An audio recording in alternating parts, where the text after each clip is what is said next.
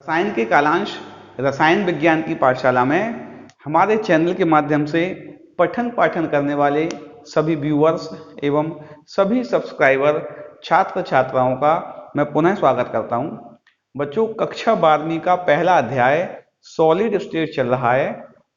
इसके अंतर्गत आज के कालांश में हम सॉलिड स्टेट का एक और महत्वपूर्ण गुण, उसमें उपस्थित त्रिज्यानुपात की चर्चा करेंगे। इससे संबंधित नोट्स में केवल आपको न्यूमेरिकल भाग के प्रश्न उपलब्ध होंगे। थ्योरेटिकल पार्ट जो है वह आपको लेक्चर से ही जानकारी करके लिखना है। मैं पूरा व्याख्यान दूंगा, उसमें सभी बातों की जिक्र करूंगा। अगर आप ध्यान से समझेंगे पूरी बात आपको समझ में आ जाएगी। आप उनसे संबंधित नोट्स खुद ही बना सकते हैं, ठीक है ना। अभी तक जो कालांश हो चुका है और इसके बाद जो कालांश होंगे, जैसे ही यूनिट खत्म होगी आप लोगों का एक टेस्ट लिया जाएगा। जो बच्चे मुझसे व्हाट्सएप के माध्यम से जुड़े हैं उन्हें व्हाट्सएप पे प्रेषित कर दिया जाएगा, नहीं तो जो आपकी कम्युनिटी है, कम्युनिटी पर भी टेस्ट उपलब्ध रहेगा। आप अपने अपने जवाब लिखकर मुझे मेरे व्हाट्सएप नंबर पर या यूट्यूब के मैसेज बॉक्स में जाकर मैसेज कर सकते हैं, ठीक है ना। आइए रसायन विज्ञान के इस खूबसूरत से चैनल में सॉलिड स्टेट से आज की एक महत्वपूर्ण हेडिंग लगाते हैं, त्रिज्यानुपात। क्योंकि बच्चों आपके सिलेबस में सॉलिड स्टेट का जो भाग है वह केवल आयनिक क्रिस्टलों के लिए है, तो हम यहां भी चर्चा आयनिक क्रिस्टलों के लिए ही करेंगे। जो भी चर्चाएं करेंगे वह आयनिक क्रिस्टलीय यौगिकों के लिए करेंगे।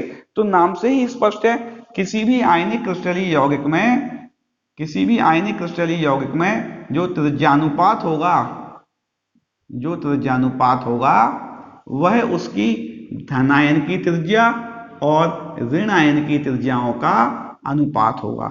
इसे हम शॉर्ट में बच्चों आर आर लिखेंगे, है ना, रेडियस रेशो। अभी जब इसकी व्याख्या की जाएगी तो इसको हम आर आर कहेंगे, रेडियस रेशो कहेंगे, है ना।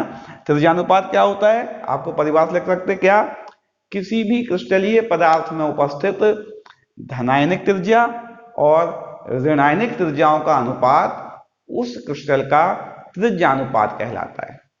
अब प्रश्न आया इसकी क्या उपयोगिता है, इसका उपयोग क्यों किया गया। बच्चों पहले तो सूत्र से ही इसकी महत्ता समझ में आ जाती है। पहली बात तो इससे, इसको ज्ञात होने पर हम क्रिस्टल के धनायन अथवा ऋणायन की त्रिज्याएं ज्ञात कर सकते हैं। जिन धनायनों और ऋणायनों से मिलकर वह क्रिस्टल बना है उनसे उनकी त्रिज्याएं बहुत आसानी से त्रिज्यानुपात से ज्ञात हो जाती हैं। एक की त्रिज्या ज्ञात होगी, दूसरे की त्रिज्या आसानी से ज्ञात हो जाएगी। इसके साथ साथ इससे संबंधित बहुत महत्वपूर्ण जानकारियां हैं जो हमें प्राप्त हो जाती हैं, उनको हमने शॉर्ट में लिख रखा है। विस्तृत में आपको बताता हूं। सबसे पहली बात, किसी भी क्रिस्टलीय यौगिक का रेडियस रेशो जितना ज्यादा होगा, जितना अधिक त्रिज्यानुपात होगा, वह आयनिक क्रिस्टल उतना ही अधिक स्थायी होगा। पहली बात, ठीक है ना। आपको नोट कर सकते हैं, आप इसी क्रम में नोट करना क्या, कुछ महत्वपूर्ण बातें कि त्रिज्यानुपात का मान जितना ज्यादा, आयनिक क्रिस्टल की स्थायित्व या स्टेबिलिटी का मान भी उतना ही ज्यादा। दूसरी बात, आयनिक क्रिस्टल में धनायन का साइज, धनायन का साइज जितना बड़ा होगा, जब साइज बड़ा होगा तो निश्चित बात मानो बच्चों, उसकी जो आईई है, आयोनाइजेशन एंथैल्पी, बहुत कम होगी और वो तुरंत इलेक्ट्रॉन को लूज करके पॉजिटिव आयन बना लेगा और नेगेटिव आयन से स्ट्रॉन्ग फोर्स ऑफ अट्रैक्शन रखेगा और बहुत जल्दी क्रिस्टल जालक बनेगा और उस क्रिस्टल जालक की स्टेबिलिटी भी ज्यादा होगी। यानी कि धनायन का आकार जितना बड़ा होगा उस क्रिस्टल जालक की स्टेबिलिटी उतनी ज्यादा होगी, क्योंकि धनायन जल्दी बन जाएगा। इससे विपरीत बात करें हम, ऋणायन का आकार जितना छोटा होगा, धनायन द्वारा लूज इलेक्ट्रॉन को उतनी जल्दी से वो गेन कर लेगा, अर्थात उसकी इलेक्ट्रॉन गेन एंथैल्पी ज्यादा होगी। दोनों बात एक साथ चलेंगी। इसका आकार बड़ा, इलेक्ट्रॉन लूज कर देगा तेजी से, इसका आकार छोटा, इलेक्ट्रॉन गेन कर लेगा जल्दी से। और लूज और गेन अगर जल्दी से हो जाएगा तो जल्दी से धनायन और ऋणायन बन जाएगा। जब जल्दी से धनायन ऋणायन बन जाएगा तो उनमें स्ट्रॉन्ग फोर्स ऑफ अट्रैक्शन होगा और स्ट्रॉन्ग फोर्स ऑफ अट्रैक्शन होने के कारण उससे बनने वाले क्रिस्टल की स्टेबिलिटी भी ज्यादा होगी, ठीक है ना। यानी कि धनायन का आकार बड़ा और ऋणायन का आकार छोटा होना चाहिए। अगर यह सब है, क्रिस्टल स्टेबल है, तो निश्चित मानिए उसकी कोऑर्डिनेशन नंबर अर्थात समन्वय संख्या ज्यादा होगी। अगर समन्वय संख्या ज्यादा है, ऐसे भी कैसे, तो भी स्टेबिलिटी ज्यादा होती है। समन्वय संख्या ज्यादा होने के पास भी स्टेबिलिटी ज्यादा होती है। कैसे होती है, अच्छा थोड़ा हम समझें, देखना। अच्छा, एक धनायन हमारा ये है और एक धनायन हमारा ये है। क्वेश्चन आता है कौन ज्यादा, किससे बनने वाला क्रिस्टल ज्यादा स्टेबल होगा। इसमें हम जब ऋणायन लगाएंगे, निश्चित बात है इसमें ज्यादा ऋणायन इससे हम जोड़ सकते हैं, इस धनायन से ज्यादा ऋणायन हम जोड़ सकते हैं, इस धनायन से हम ज्यादा ऋणायन नहीं जोड़ पाएंगे। ऐसा क्यों, क्वेश्चन आता है ऐसा क्यों। वो बात अगले पॉइंट में लिखी हुई है, यहां लिखी हुई है कि जब भी हम क्रिस्टल बनाएंगे तो धनायनों और ऋणायनों को स्पेरिकल बनाएंगे, पहली बात तो स्पेयर के रूप में बनाएंगे, और इस बात का ध्यान रखेंगे कि धनायन ऋणायन तो एक दूसरे से टच होंगे, लेकिन ऋणायन ऋणायन और धनायन धनायन एक दूसरे से टच नहीं होंगे। अगर ऐसा होगा तो उनमें फोर्स ऑफ अट्रैक्शन की जगह एक रिपल्सन फोर्स कार्य करने लगेगा, और रिपल्सन फोर्स इसकी स्टेबिलिटी को घटा देगा। ठीक है, बात समझ में आ रही कि नहीं आ रही है। अगर ये दोनों पास पास होंगे तो इनमें रिपल्सन होगा, प्रतिकर्षण होगा, और हम चाहते धनायन और ऋणायनों में आकर्षण हो, इनके आपस का प्रतिकर्षण इनके आपस के आकर्षण को कम कर देगा और स्टेबिलिटी घटा देगा। तो निश्चित बात देख रही है, धनायन का आकार बड़ा होगा तो निश्चित बात है कोऑर्डिनेशन नंबर की वैल्यू भी कैसी होगी, ज्यादा होगी, और कोऑर्डिनेशन नंबर की वैल्यू ज्यादा होगी तो स्टेबिलिटी ज्यादा होगी और रेडियस रेशो भी ज्यादा होगा। पीछे से भी आ सकते हैं, क्या कह रहा हूं मैं, दोबारा देखिए। धनायन का आकार बड़ा तो उसको घेरने वाले ऋणायनों की संख्या ज्यादा, जब ऋणायनों की संख्या ज्यादा तो कोऑर्डिनेशन नंबर ज्यादा, और ये सब ज्यादा तो स्टेबिलिटी का मान भी ज्यादा। ठीक है नहीं, यहां अगर एक धनायन और ऋणायन और बनाएंगे तो वह ऋणायन इस ऋणायन से टच कर जाएगा और ये क्रिस्टल स्थायी कम स्थायी होगा, इसके स्थायित्व तो कम होगा। ठीक है नहीं, एक बहुत महत्वपूर्ण बात लास्ट, जो कि न्यूमेरिकल में इसके बारे में बहुत चर्चा की जाती है, सबसे ज्यादा इसका उपयोग होगा कि किसी भी क्रिस्टल जालक में मुख्यतः हमने दो प्रकार की रिक्तियां पढ़ी हैं, तो उस रिक्ति का साइज कितना होगा, उस जो वॉइड है वो किस साइज की होगी। किसी भी क्रिस्टल जालक की वॉइड की जो साइज होगी जिससे संबंधित होगी, अगर वो ऋणायन से संबंधित वॉइड है तो ऋणायनिक त्रिज्या में इतने के 4.414 का गुणा कर देंगे तो अष्टफल की रिक्ति का साइज आ जाएगा, और चतुष्फल की रिक्ति का साइज निकालना है तो 0.225 का गुणा कर देंगे। ठीक है नहीं, अर्थात जो टेट्राहेड्रल वॉइड होती है, मैं यहां लिख दे रहा हूं इसको, त्रिज्यानुपात तो ऊपर लिख देंगे। जो टेट्राहेड्रल वॉइड होती है, टेट्राहेड्रल वॉइड का साइज होता है कैसा, साइज जो टेट्राहेड्रल वॉइड है कि पहले ऑक्टाहेड्रल लिखना, ऑक्टाहेड्रल दिया है, ऑक्टाहेड्रल अर्थात अष्टफलकीय रिक्ति का आकार जो होगा वह किसी भी आयन की त्रिज्या, कोई भी हो सकता है, प्लस भी हो सकता है, माइनस भी हो सकता है, इसकी त्रिज्या का 0.414 गुना होगा, और टेट्राहेड्रल वॉइड का साइज, टेट्राहेड्रल वॉइड का साइज किसी भी त्रिज्या का धनायन हो सकता है, ऋणायन हो सकता है, उसका 0.225 गुना होगा। ठीक है नहीं, ये लिखा हुआ है यहां पर, तो बेटा मिनिमम लिखा है ना, ये मिनिमम साइज की बात हो रही है, इससे ज्यादा हो सकता है इसका मिनिमम साइज, ये यहां मिल भी रहा है हमें। चतुष्फल की रिक्ति यहां से यहां चालू होती है, जिससे संबंधित होगी, जिस आयन संबंधित होगी उसका गुणा कर देंगे। इसका बहुत व्यापक उपयोग है बच्चों, इससे संबंधित हम कुछ न्यूमेरिकल आपको करवा रहे हैं। पहले आप क्या कीजिए, इसका स्क्रीनशॉट ले लीजिए, इसका स्क्रीनशॉट ले लीजिए, और इससे संबंधित पहले एक टेबल और बनी हुई है, विभिन्न धनायनों और ऋणायनों की त्रिज्याएं ज्ञात करके उनका त्रिज्यानुपात ज्ञात किया गया, एक टेबल बन गई। उस टेबल से हम बहुत उपयोग करेंगे न्यूमेरिकल पोर्शन में। आपको ये टेबल, ये वाला फॉर्मूला याद होना अनिवार्य है। अगर आपको ये दोनों याद हैं तो आप आयनिक त्रिज्याओं का ज्ञात करने के सभी न्यूमेरिकल कर लेंगे। जैसे हमारा त्रिज्यानुपात की वैल्यू 0.155 से 0.225 तक आती है, ऐसे यौगिकों की समन्वय संख्या 3 होती है और उनकी जो ज्यामिति होती है वो ट्राइगोनल प्लेनर होती है, जैसे बोरोन ट्राइऑक्साइड।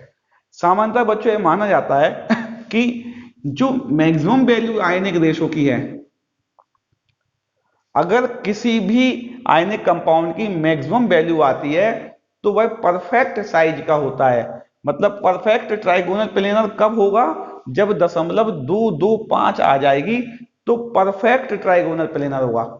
नहीं तो अगर ये इसके पास होगी तो ट्राइगोनल प्लेनर तो होगा, परफेक्शन थोड़ा कम होगा उसमें, लेकिन है ना, मैक्सिमम वैल्यू जो आएगी वो परफेक्शन को दर्शाती है। यानी परफेक्ट टेट्राहेड्रल की वैल्यू यह है, परफेक्ट ऑक्टाहेड्रल ये वाली वैल्यू है, परफेक्ट बॉडी सेंटर्ड क्यूबिक ये वाली वैल्यू है, ठीक है नहीं ये वाली। तो ये हमें टेबल याद रखनी है कि किस रेडियस रेशो रेंज में कोऑर्डिनेशन नंबर क्या होती है, उससे संबंधित आयनिक क्रिस्टल की ज्यामिति या स्ट्रक्चर कैसा होता है, संरचना कैसी होती है और उसके उदाहरण कौन से। क्वेश्चन आ जाता है सोडियम क्लोराइड का क्रिस्टल और उसकी मिनिमम रेडियस रेशो की बात करेंगे तो मिनिमम ये ले लेंगे, ये वाली मिनिमम ये ले लेंगे। सोडियम क्लोराइड ये है ना, तो मिनिमम ये ले लेंगे। मैक्सिमम रेडियस रेशो की बात करेंगे तो ये ले लेंगे, ठीक है नहीं। और कोऑर्डिनेशन नंबर दिया जाएगा तो ये ले लेंगे। और क्वेश्चन आ सकता है कि क्वेश्चन आए सबसे स्थायी क्रिस्टल कौन सा है। सबसे स्थायी क्रिस्टल यह है क्योंकि इसका धनायन सबसे बड़ा है और धनायन बड़ा होने के कारण उसको घेरने वाले ऋणायन भी ज्यादा होंगे और ऋणायन ज्यादा होने के कारण उसकी कोऑर्डिनेशन नंबर भी ज्यादा होगी, इसलिए इसका स्थायित्व भी ज्यादा होगा। ऐसे बहुत से प्रश्न आते हैं बच्चों, इस टेबल से ही प्रश्न बन जाते हैं। आपको टेबल ये फॉर्मूला याद करना है। इसको मैं मिटाता हूं बच्चों, पॉज कर रहा हूं और कुछ सवाल इस पर लिख रहा हूं जिससे आपका समय बचे। चलिए बच्चों, दो न्यूमेरिकल लिख दिए हमने। इन न्यूमेरिकल को हल करने का प्रयास करते हैं। इसी तरह के न्यूमेरिकल सामान्यतः पूछे जाते हैं कि एक क्रिस्टलीय ठोस A+B- है, इसकी जो संरचना है वो सोडियम क्लोराइड के समान है। तो हम यहां देख लेंगे, अर्थात यह अष्टफलकीय स्ट्रक्चर का यौगिक है, ठीक है ना। यहां दिख जाएगा, मैं टेबल याद होना चाहिए। सोडियम क्लोराइड की तरह क्रिस्टलीय संरचना बनाता है। इसमें जो ऋणायन है, ऋणायन की त्रिज्या 241.5 पिकोमीटर दी हुई है और धनायन की न्यूनतम त्रिज्या क्या होगी? धनायन की न्यूनतम त्रिज्या क्या होगी? तो हम त्रिज्यानुपात जानते हैं बच्चों, क्या? Radius ratio. धनायन की त्रिज्या और ऋणायन की त्रिज्याओं का अनुपात त्रिज्यानुपात होता है। हमें क्या क्या दे रखा है? हमें ऋणायन की त्रिज्या दे रखी है, ऋणायन की त्रिज्या दे रखी है 241.5 पिकोमीटर। और हमें यह भी दे रखा है यह क्रिस्टल जो है वह सोडियम क्लोराइड की तरह है। तो सोडियम क्लोराइड वाले क्रिस्टलों में त्रिज्यानुपात यहां से यहां होता है, यह भी हम जानते हैं। यहां एक बात और दे रखी है, न्यूनतम त्रिज्या क्या होगी? क्या दे रखा है बच्चों? न्यूनतम त्रिज्या। तो त्रिज्यानुपात की भी हम न्यूनतम वैल्यू लेंगे यहां पे, चूंकि त्रिज्या भी हमें न्यूनतम निकालनी है तो त्रिज्यानुपात की वैल्यू भी हम न्यूनतम ही लेंगे। तो न्यूनतम वैल्यू क्या हो गई है? रेडियस रेशो यहाँ पे हो गया, रेडियस रेशो हो गया 0.414। इसमें तो वैल्यू नहीं होती है यूनिट की ये बी नेगेटिव दे रखा है और रेडियस रेशो दे रखा है। अब तो हमारा क्वेश्चन हो ही गया। रेडियस रेशो यानी कि 0.414 बराबर धनायन की त्रिज्या हमें निकालनी है और ऋणायन की त्रिज्या हमें कितनी दी हुई है? ऋणायन की दी हुई है 241.5। तो धनायन की त्रिज्या हम अगर निकालेंगे 0.414 गुणा 241.5, ठीक है ना। इसको हम सॉल्व करेंगे बेटा तो लगभग 99.9 पिकोमीटर आ जाएगा। कितना आ जाएगा बेटा? तो पहले क्वेश्चन का आंसर हमारा हो गया कि धनायन की त्रिज्या क्या होगी? धनायन की न्यूनतम त्रिज्या 99.9 पिकोमीटर होगी, ठीक है ना। बिल्कुल सामान्य सवाल था, कोई कठिन नहीं था। एक क्वेश्चन और आया कि क्या 0.5 पिकोमीटर त्रिज्या वाला धनायन इसकी बहुत महत्वपूर्ण क्वेश्चन है बच्चों, क्या 0.5 पिकोमीटर त्रिज्या वाला धनायन इसकी चतुष्फलकीय रिक्तियों में फिट हो सकता है? ठीक है नहीं, रिक्तियां कौन से धनायन को फिट करना है तो निश्चित बात है वॉइड जो बना होगा वो ऋणायनों से बना होगा। वॉइड किससे बना होगा? ऋणायनों से बना होगा। तो हम अगर वॉइड की साइज निकाल लें, अगर हमारी वॉइड की साइज इससे बड़ी है तो उसमें फिट हो जाएगा ये। अगर वॉइड की साइज इससे छोटी है तो फिट नहीं होगा। तो ऋणायनों से मिलकर बने वॉइड का साइज कैसे निकालेंगे हम जानते हैं, देखो लिखा है क्या, ऑक्टाहेड्रल वॉइड का आकार, अधिकतम आकार निकलता हो ये बेटा, है ना। अधिकतम आकार कैसे निकालेंगे, क्योंकि ऑक्टाहेड्रल वॉइड ऋणायनों से मिलकर बन रही है। ये हमें याद रखना बच्चों, ये हमें ध्यान लगाना है इसमें क्योंकि धनायन को फिट करना है तो निश्चित बात है वॉइड ऋणायनों से मिलकर बनी होगी। तो कैसे निकालते थे हम, ऑक्टाहेड्रल वॉइड जो होता है वो ऋणायन की त्रिज्या के 0.414 गुना होता है। तो ऋणायन की त्रिज्या कितनी दी हुई है यहाँ पे, 241.5 गुणा 0.414। जब बच्चों इसको हम गुणा करेंगे, इसका गुणा करने पर आएगा 54.34 पिकोमीटर। अर्थात जो वॉइड का आकार आ रहा है मैक्सिमम 54 पिकोमीटर आ रहा है, और जो हमें धनायन फिट करना है वह धनायन 0.5 ना करके बच्चों 50 ही लिखो, 50 पिकोमीटर त्रिज्या वाला धनायन है। और वॉइड की साइज कितनी आ रही है, 54.34 पिकोमीटर। अर्थात वॉइड बड़ा है तो बड़े वॉइड में उससे छोटा धनायन तो आसानी से फिट हो सकता है। हम लिखेंगे चूंकि, आप खुद लिख सकते हैं यहाँ पे, चूंकि ऑक्टाहेड्रल वॉइड का अधिकतम आकार 54.34 पिकोमीटर आ रहा है जो कि इसमें फिट होने वाले धनायन के आकार 50 पिकोमीटर से बड़ा है, इसलिए 50 पिकोमीटर त्रिज्या वाला धनायन इसकी टेक्ट्रा है ना बच्चों, कौन सा है टेट्राहेड्रल, तो इसमें गलत लिखा है, ये तो सही लिखा है इसमें टेट्राहेड्रल वॉइड यानी कि 0.225 गुणा यही आएगा बेटा, है ना, गुणा यही आएगा क्योंकि हमें वो आंसर याद था ना उसका, इसलिए 0.225 दिया उसमें, क्योंकि वॉइड कौन सी है, टेट्राहेड्रल है ना। तो साइज कितना आया, 54.34 पिकोमीटर आया, जो कि इसमें फिट होने वाले कैटायन की साइज से बड़ा है। अर्थात इसकी चतुष्फलकीय रिक्तियों में इस त्रिज्या वाले कैटायन को फिट किया जा सकता है। यानी इसको क्या किया जा सकता है, इसको फिट किया जा सकता है, फिट किया जा सकता है। क्वेश्चन था क्या फिट किया जा सकता है, हाँ फिट किया जा सकता है। अगला क्वेश्चन दिया है, एक आयनिक यौगिक A+B- की क्रिस्टलीय संरचना में जो धनायन का रेडियस है वह दिया है 148 पिकोमीटर और जो ऋणायन का रेडियस है वह दिया हुआ है 195 पिकोमीटर। तो इसकी समन्वय संख्या क्या होगी, हम जानते हैं, पहले हम रेडियस रेशो निकाल लें, वह समन्वय संख्या से जुड़ी होती है, ठीक है नहीं। रेडियस रेशो निकाला हमने, क्या लिखेंगे इसको हम, धनायन 148 और ऋणायन 195। इसको हम क्या करेंगे बच्चों, इसको हम भाग लगा देंगे एक दूसरे में, ठीक है नहीं। तो आंसर आएगा 0.759। ये इसका रेडियस रेशो आ रहा है। हमारी टेबल में ये कहाँ आता है, हमारी टेबल में यह 732 के बाद आता है, और यहां जो रेडियस रेशो आता है उसकी कोऑर्डिनेशन नंबर 8 होती है। कितनी होती है, 8। क्वेश्चन पूछा जाएगा इसकी संरचना क्या होगी, बॉडी सेंटर्ड क्यूबिक होगी, लेकिन परफेक्ट नहीं होगी। परफेक्ट यहां आने पर होती है, होगी तो बॉडी सेंटर्ड क्यूबिक, परफेक्शन पूरा नहीं होगा उसका, ठीक है नहीं। तो इसकी संरचना क्या होगी, इसकी संरचना बॉडी सेंटर्ड क्यूबिक होगी। इसका उदाहरण क्या होगा, इसका उदाहरण सीजियम क्लोराइड होगा। इसकी कोऑर्डिनेशन नंबर क्या होगी, इसकी कोऑर्डिनेशन नंबर 8 होगी। इस तरह के बच्चों बहुत से प्रश्न आते हैं, इनका मोड एक ही रहता है। अगर आपको ये सूत्र याद है, ये टेबल याद है, तो आप सभी तरह के क्वेश्चन कर लेंगे। मैं आशा कर रहा हूं उपरोक्त जो त्रिज्यानुपात संबंधित प्रश्न थे वो आपको बहुत अच्छे से समझ में आ गए होंगे। अगले कालांश में इस अध्याय का दूसरा महत्वपूर्ण टॉपिक इम्परफेक्शन ऑफ सॉलिड, यानी इसमें जो इम्परफेक्शन है कि उनकी जो क्रिस्टल लेटिस में जो लेटिस पॉइंट है उनमें कुछ गड़बड़ी होने वाली है, उससे क्रिस्टल में कुछ दोष उत्पन्न हो जाते हैं, उन दोषों की हम चर्चा करेंगे।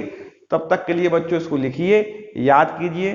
किसी भी समस्या के लिए YouTube या WhatsApp के माध्यम आपके पास उपलब्ध हैं, आप मुझे मैसेज कीजिए, आपकी सभी शंकाओं का उचित समाधान किया जाएगा।